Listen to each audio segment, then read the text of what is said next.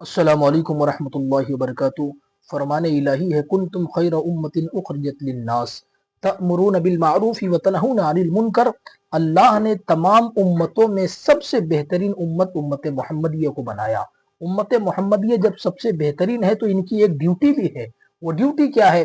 तअमुरून bill मारूफ व तनहून अनिल मुनकर, कि तुम लोगों को अच्छाई की दावत दो, अच्छाई की तरफ बुलाओ और बुराई से रोको।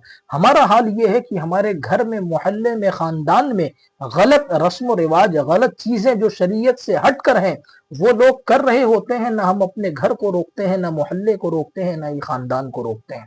तो हम फिर सबसे बेहतरीन उम्मत हैं।